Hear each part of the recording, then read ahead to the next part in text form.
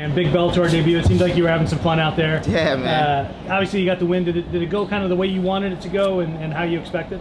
Yeah, I knew he was going to be tough. I thought I can get him out of there with a finish, but, you know, it's a little different. You know, it was a different experience. I was trying to enjoy everything, you know. It was a good win, you know.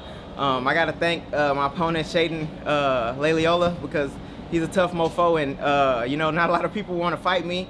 And so I ended up fighting like the toughest around, you know, and he proved to be just that, you know, tough Hawaiian, you know, because I get a lot of people duck me. Even at Bellator, since I got signed, I've had like 3 people duck me already, so it's nice. It's nice to fight a tough opponent.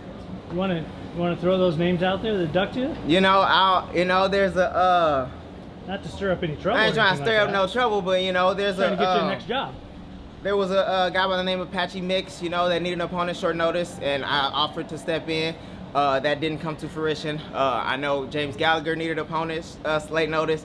I get a message back that they're not interested. You know, I had an opponent. I had a fight for Japan, you know, and a couple other people, or I don't know what happened with that, you know. But I was way happier to fight here. So, you know, I'm just happy, you know, where I'm at, and. You know, if we meet each other in the future, you know, I'm always more than willing to make those fights. What do you tell yourself when you hear that they aren't interested in the fight? Do you, in terms of why they don't want it, do you tell yourself that I was told that they didn't want it. A lot of those is because it's short notice for them to fight me. But I'm the one stepping in for the fight that they have. So, you know, it is what it is. So when I see that, I'm like, okay, you you recognize, you know what I'm saying? You know that I'm a legitimate threat to your career path or whatever you got going on, so you don't want a part of it right now, you know? So that's how I look at it. Who knows if that's the case or whatever, but I mean, they're more than welcome to prove me wrong, you know, stepping the cage with me. When you said earlier that it felt a little different in there, did you just mean just kind of the scope of it all, like the largeness the scope of it all, you know, the largeness of it, you know, and I try to visualize. I visualize these things, you know, but it's a little, the canvas is a lot different than I've fought on before, and I mean, it was nice. It was almost like everything was like, you know, I'm used to sleeping on cotton sheets and everything is like silk here, so you know, it's just a little different, you know, getting comfortable and being able to sleep. So, you know.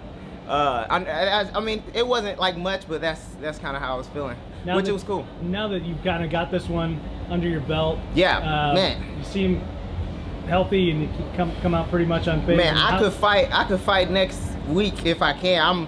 I'm totally healthy. Like I said, or I said in some interviews before, I don't normally take a lot of damage. My coaches do a good job of teaching me good defense. He was throwing a lot, you know, and I believe he got hurt, you know. But I mean, who knows? But yeah, so I come out unscathed a lot of times, and I'm just ready to fight. I like to fight. This is fun to me, you know. So if I don't get harmed, why not do it again? Can you kind of look at this as getting your foot in the door? This is definitely my feet.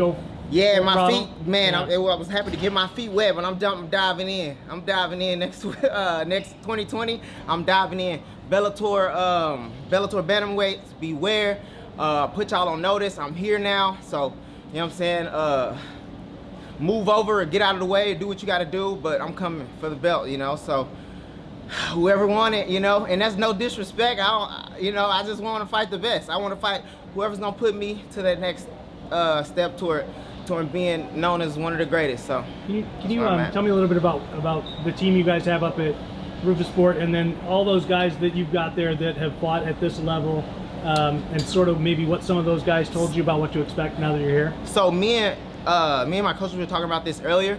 We probably have around 20 guys on our roster, as far as like as far as like teammates, you know.